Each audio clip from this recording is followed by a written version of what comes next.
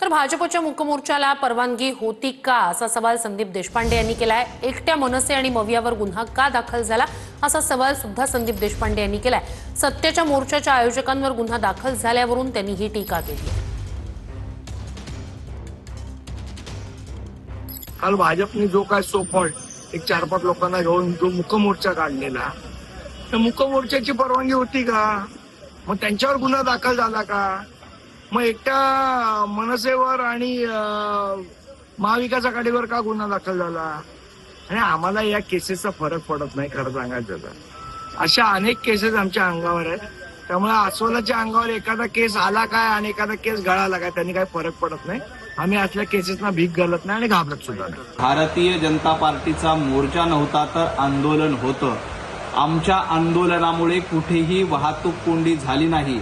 आमच्या आंदोलनामुळे कुठेही सर्वसामान्य माणसाला त्रास झाला नाही। ज्यांनी त्रास दिला त्यांच्यावर गुन्हे दाखल होत असतात। ज्यांनी सर्वसामान्य मुंबईकरांना वेठीस धरलंय त्यांच्यावर गुन्हे दाखल होत असतात। रीतसर गाडी चालवली तर गुन्हा दाखल होत नाही हे देखील रोहित पवार आणि संदीपजी देशपांडे यांना माहिती आहे।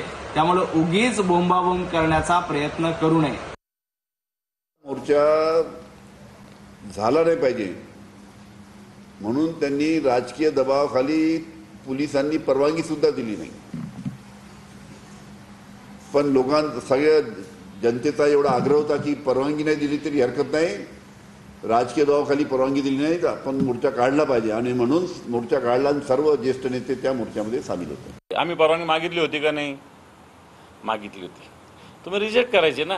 तुमच्या काय एकट्याचं सरकार नाही, जनतेचं सरकार, जनतेचं राज्य इथं एकट्या काय नुसतं सरकारचं राज्य नसतं।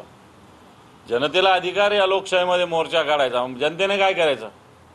तुम्ही काही करायचं ना, आम्ही काय शेपटा घालून घरात बसायचं का? आमच्या मोर्चावर गुन्हा दाखल होणं मान्य आणि त्यांचे लोक रस्त्यावर बसतात त्याच्यावर गुन्हा दाखल न होणं हा पक्षपातीपणा आहे। त्यामुळे अशा गुन्ह्याला कोण घाबरतं? असे शेकडो गुन्हे आमच्यावर आहेत आणि आणखी झाले तरी त्याची पर्वा आम्ही करणार नाही।